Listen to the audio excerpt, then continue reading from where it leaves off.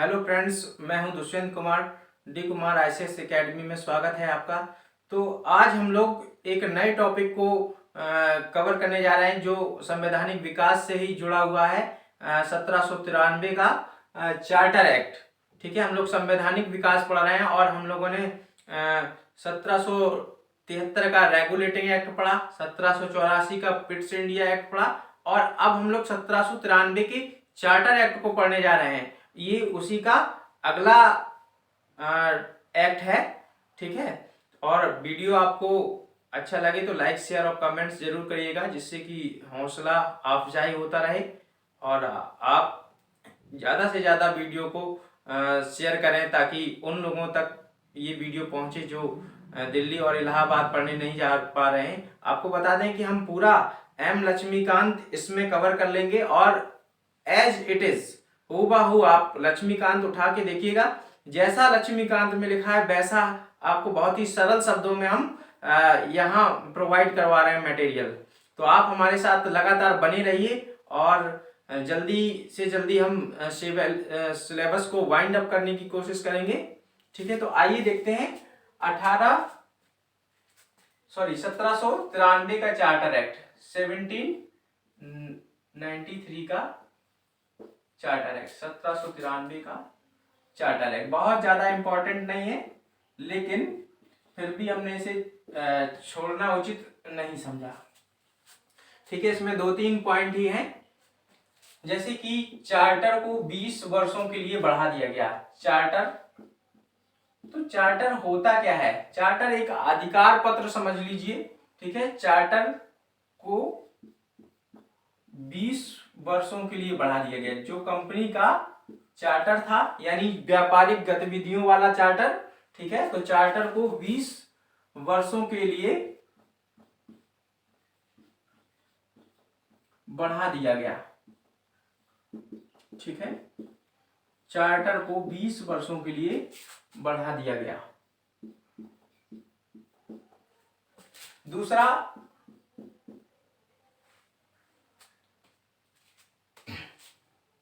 जो कर्मचारी और सदस्य थे, ठीक है, परिषद के कर्मचारी और सदस्यों को परिषद के कर्मचारी और सदस्यों को वेतन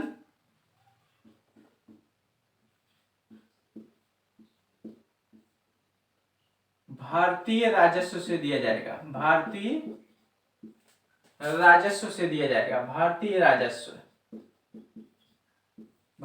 राजस्व से दिया जाएगा, से दिया जाएगा। और परिषद के निर्णय की अनदेखी करने का अधिकार सभी गवर्नर जनरलों को दिया गया। परिषद के निर्णय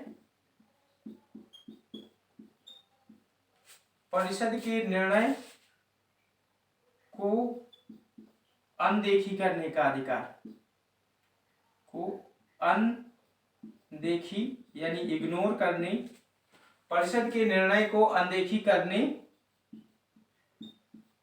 का अधिकार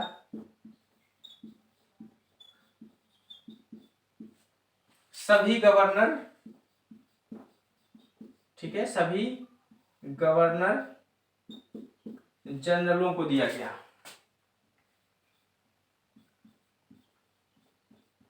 सभी गवर्नर जनरलों को दिया गया। ठीक है, इसके बाद अब हम लोग 1813 के चार्टर को पढ़ेंगे, जो इंपॉर्टेंट चार्टर है। 1813 के चार्टर,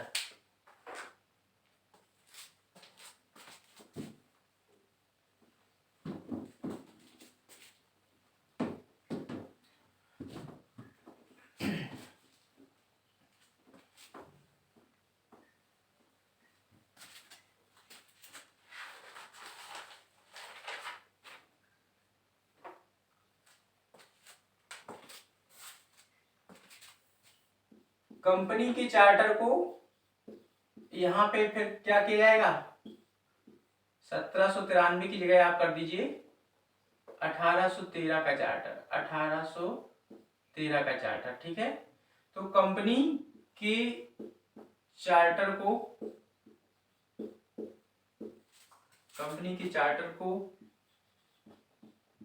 पुनः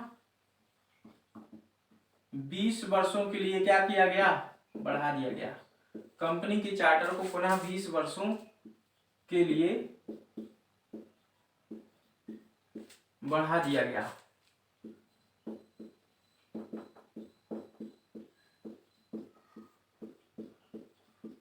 ठीक है, कंपनी के चार्टर को पुनः 20 वर्षों के लिए बढ़ा दिया गया और कंपनी के जो व्यापारिक एकाधिकार था उसे कुछ अपवादों के साथ समाप्त कर दिया गया। ध्यान दीजिए, कंपनी के व्यापारिक एकाधिकार को कुछ अपवादों के साथ समाप्त कर दिया गया। कंपनी के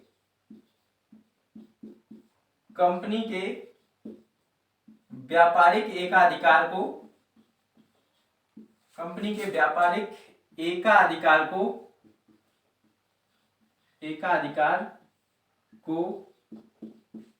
कुछ अपवादों के साथ समाप्त कर दिया गया।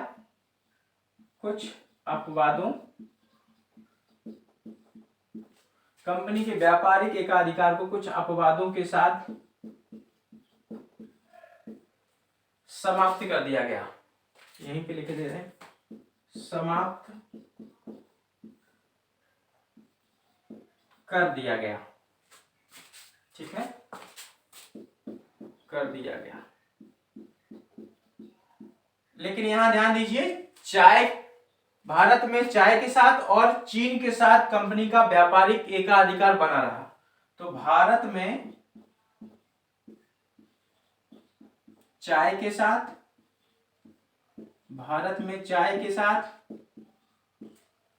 और चीन के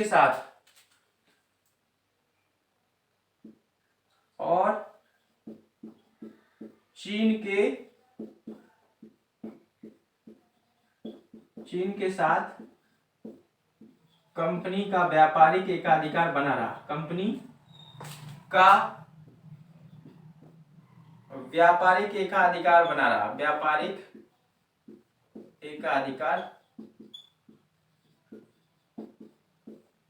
रहा। ठीक है, तो 1813 का चार्टर एक्ट, कंपनी के चार्टर को पुनः 20 वर्षों के लिए बढ़ा दिया गया। कंपनी के व्यापारिक एकाधिकार को कुछ अपवादों के साथ समाप्त कर दिया गया। भारत में चाय के साथ और चीन के साथ कंपनी का व्यापारिक एकाधिकार बना रहा। इसी में आपको बता दें कि ये भी प्रावधान था इस अधिनियम में कि कंपनी शिक्षा पर प्रतिवर्ष 1 लाख रुपए व्यय करेगी। कंपनी, ईस्ट इंडिया कंपनी जब हम कहें इसका मतलब हम ईस्ट इंडिया कंपनी की बात कर रहे हैं। तो कंपनी शिक्षा पर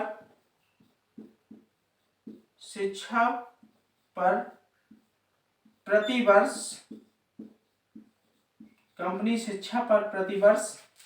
1 लाख रुपए व्यय करेगी। 1 लाख रुपए, कंपनी शिक्षा पर 1 लाख रुपए प्रतिवर्ष व्यय करेगी।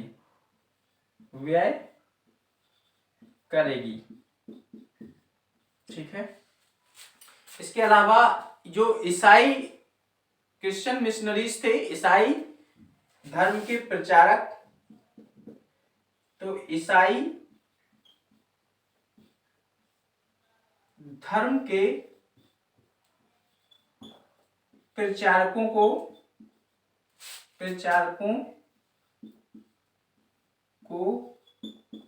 अपने धर्म को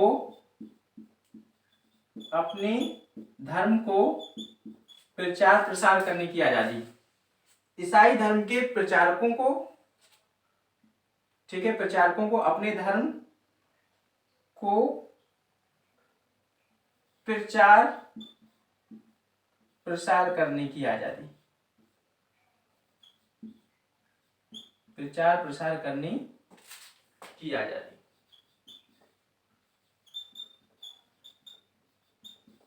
ठीक है, तो ये 1813 का चार्टर एक्ट था, और अब हम लोग 1833 और 1853 के चार्टर को पढ़ने जा रहे हैं। ठीक है,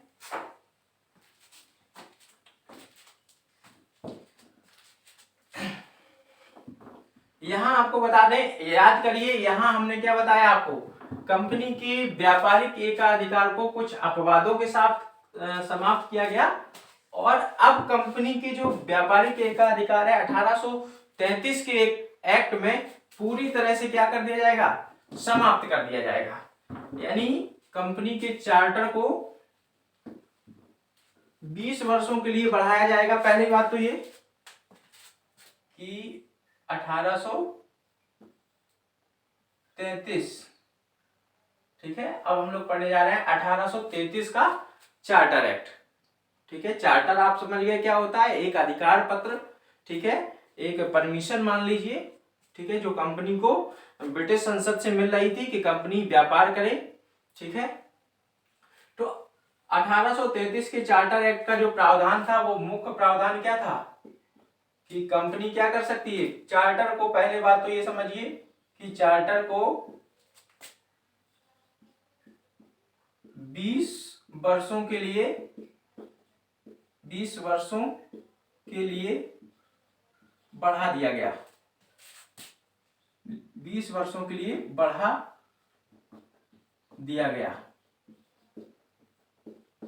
ठीक है, दूसरी बात यह है कि कंपनी जो व्यापारिक गतिविधियां संचालित कर रही थी भारत में, उसे पूर्णतया समाप्त कर दिया गया।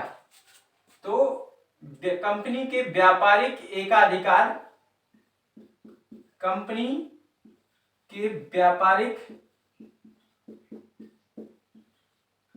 एकाधिकार को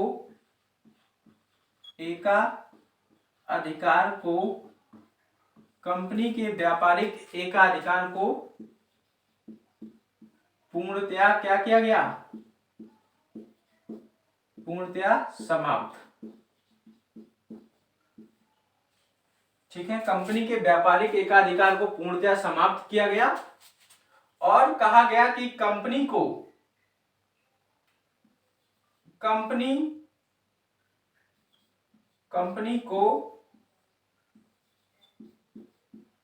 अब भारत में राजनीतिक कार्यों को देखना है। कंपनी को अब भारत में राजनीतिक कार्यों को देखना है। व्यापारिक कार्य कंपनी अब नहीं देखेगी, अब राजनीतिक शक्ति के रूप में, अब पॉलिटिकल एक्टिविटीज में कंपनी शामिल हो गई है। तो कंपनी को अब भारत में राजनीतिक गतिविधियां संचालित करनी है। ठीक है, राजनीतिक गतिविधियां संचालित करनी है, संचालित करनी है। वह भी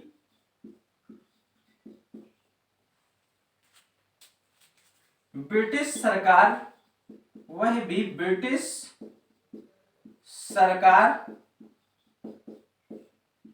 के ट्रस्टी के रूप में, ट्रस्टी यानी न्यासी के रूप में। ठीक है, ब्रिटिश सरकार के ट्रस्टी, ब्रैकेट में लिखे दे रहे हैं न्यासी, ट्रस्टी के रूप में।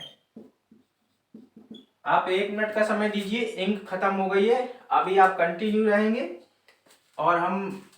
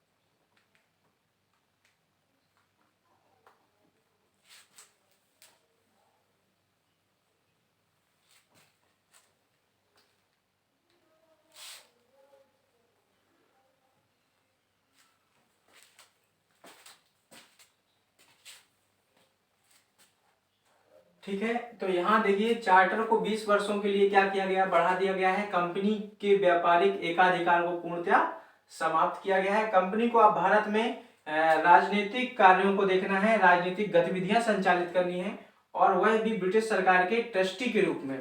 ठीक है, अब हम लोग यहाँ आगे देखेंगे, इसी से जुड़ा हुआ पॉइंट है।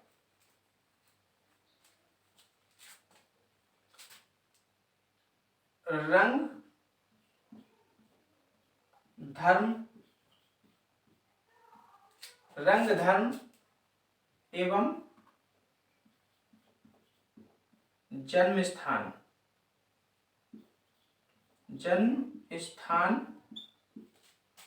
के आधार पर, रंग धर्म एवं जन्म स्थान के आधार पर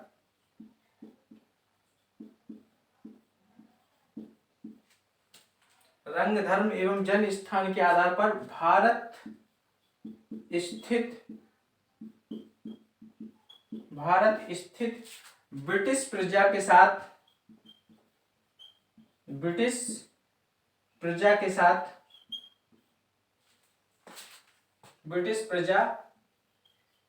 साथ कोई भेदभाव नहीं किया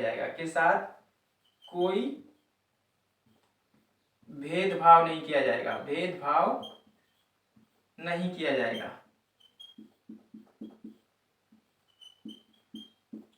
इसके बाद दास्ता की समाप्ति के निर्देश दिए गए, दास्ता की समाप्ति के भी निर्देश दिए गए। दास्ता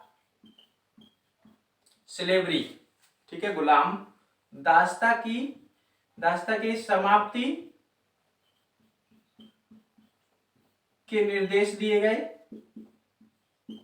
भारत में दास्ता की समाप्ति के निर्देश दिए गए। भारत में, यहां कहा लिख लीजिए, भारत में, कहां पे, भारत, इंडिया में दास्ता की समाप्ति के निर्देश दिए गए।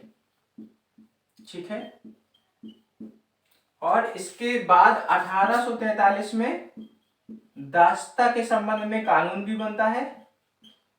ठीक है, स्लेवरी एक्ट भी बनता है 1843 में।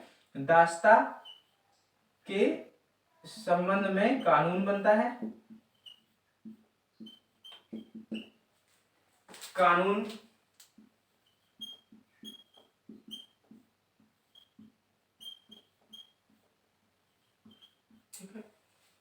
एक बहुत इंपॉर्टेंट पॉइंट 1833 के चार्टर के एक्ट का, कि यहाँ पे आपको बता दें कि जो बंगाल का गवर्नर जनरल था उसे अब भारत का गवर्नर जनरल कहा जाने लगा। बंगाल के गवर्नर जनरल को क्या कहा जाने लगा, भारत का गवर्नर जनरल कहा जाने लगा। बंगाल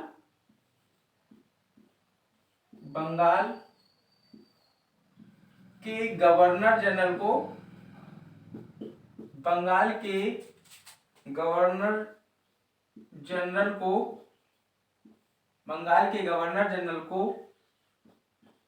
भारत का गवर्नर जनरल कहा जाने लगा। भारत का गवर्नर जनरल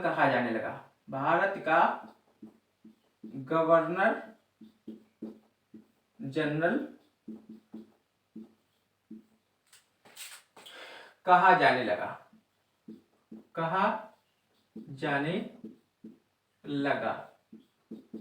ठीक है, बंगाल के गवर्नर जनरल को भारत का गवर्नर जनरल कहा जाने लगा।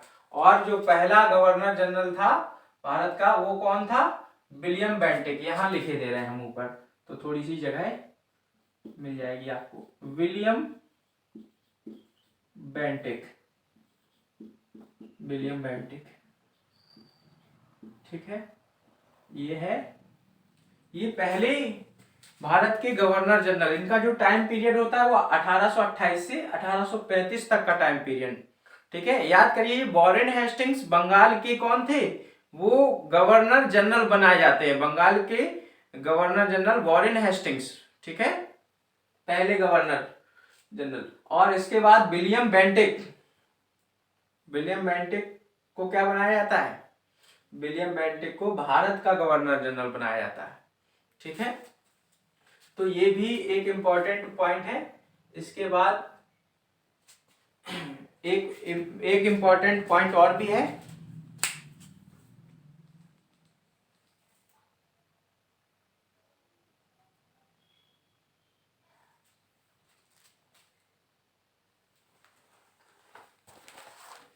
ठीक है, गवर्नर जनरल परिषद को बॉम्बे और मद्रास प्रांतों के संदर्भ में कानून बनाने का अधिकार दिया गया। गवर्नर जनरल परिषद को गवर्नर जनरल परिषद को गवर्नर जनरल परिषद को बॉम्बे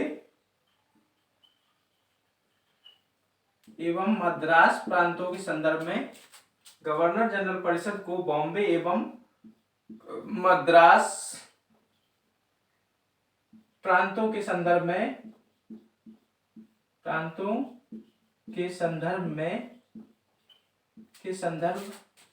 में कानून बनाने का अधिकार दिया गया। कानून बनाने का अधिकार, कानून बनाने का अधिकार दिया गया।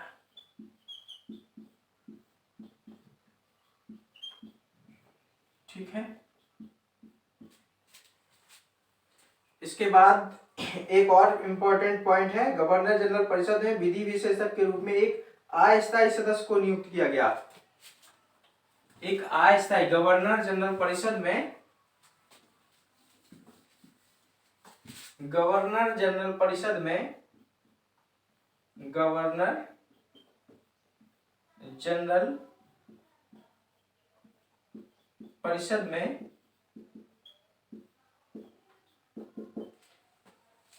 एक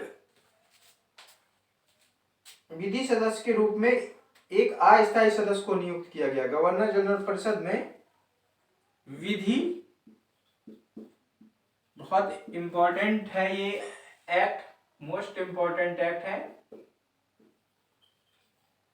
ठीक है, तो गवर्नर जनरल परिषद में विधि सदस्य के रूप में, विधि सदस्य के रूप में गवर्नर जनरल परिषद में विधि सदस्य के रूप में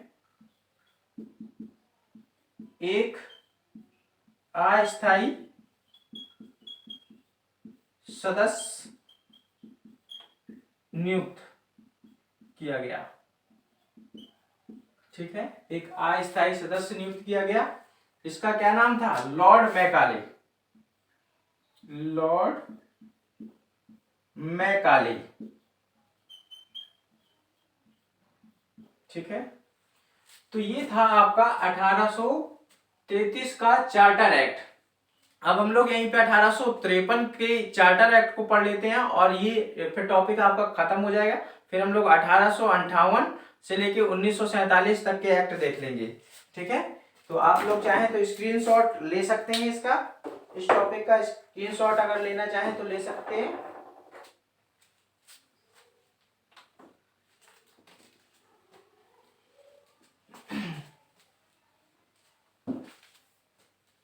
अब हम लोग 1853 के चार्टर एक्ट को पढ़ने जा रहे हैं। आपको बता दें कि अब यहाँ पे चार्टर का नवीनीकरण नहीं किया जाएगा। अब चार्टर का नवीनीकरण नहीं किया जाएगा। ठीक है, चार्टर को नवीनीकृत नहीं किया जाएगा।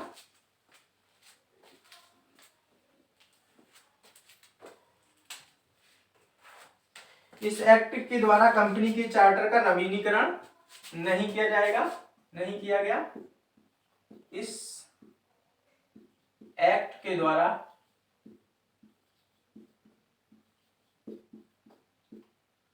कंपनी के, इस एक्ट के द्वारा कंपनी के चार्टर का नवीनीकरण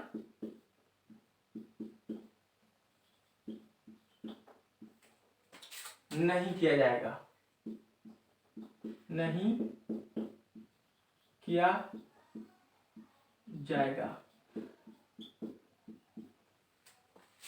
ठीक है।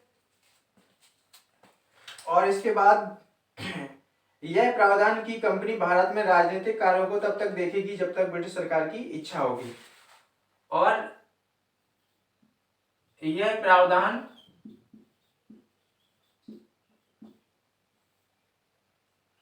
प्रावधान की कंपनी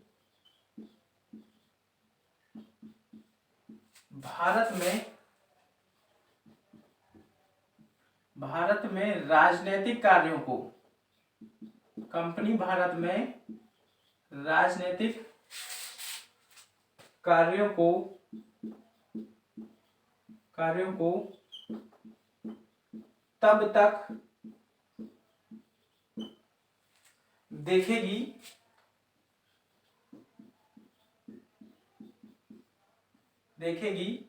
जब तक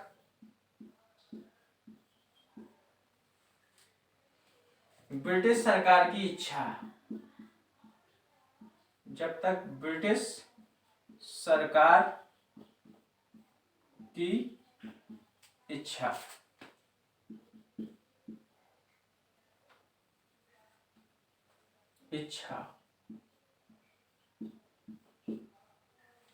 ठीक है। इसके बाद कंपनी को भारत में नियुक्ति का अधिकार भी ले लिया गया। कंपनी से भारत में,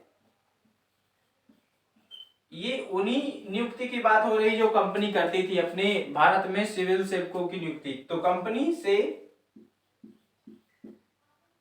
से अपने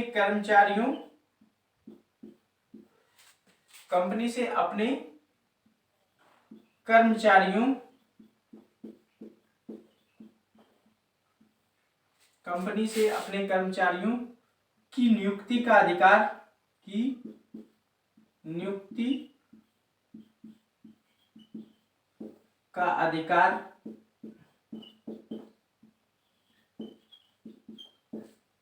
भी ले लिया गया। नियुक्ति का अधिकार भी ले लिया गया। अब कंपनी कैसे अब जो नियुक्ति है, अपॉइंटमेंट है, अब वो कैसे होगी? आप प्रतियोगिता के माध्यम से होगी। तो नियुक्ति अब प्रतियोगिता के माध्यम से होने लगी। नियुक्ति अब प्रतियोगिता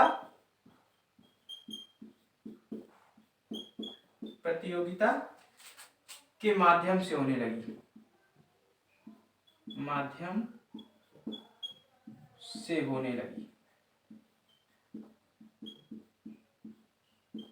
ठीक है। यहाँ एक पॉइंट और रह गया है, उसको भी कर लेते हैं और ये आपका एक्ट खत्म हो जाएगा। विधि सदस्य को जो 1800 हमने 33 का एक्ट देखा था, और ये कौन सा एक्ट है आपका? ये 1853 का एक्ट है, का चार्टर एक्ट। ठीक है। और इस एक्ट के द्वारा कंपनी के चार्टर का नवीनीकरण नहीं किया गया है। यह प्रावधान की कंपनी भारत में राजनीतिक कार्यों को देखेगी। राजनीतिक कार्यों को कब तक देखेगी? जब तक क्या है? ब्रिटिश सरकार की इच्छा है। ठीक है। ब्रिटिश सरकार की, जब तक कंपनी से अपने कर्मचारियों की नियुक्ति का अधिकार ले लिया गया। और नियुक्ति अब कैसे होगी? प्रतियोगिता के माध्यम से होगी। ठीक है। और लास्ट पॉइंट, विधि सदस्य को स्थायी सदस्य का दर्जा दिया गया, जो 1833 में अस्थायी था। यहां क्या कर दिया जाएगा? तो विधि सदस्य को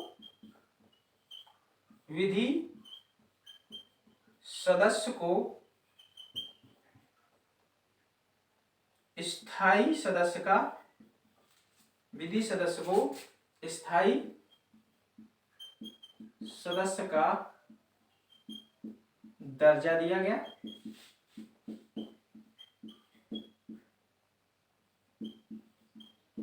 और इसकी सहायता के लिए 6 अतिरिक्त सदस्यों का प्रावधान किया। इसकी सहायता के लिए 6 अतिरिक्त सदस्यों का प्रावधान किया गया। इसकी सहायता के लिए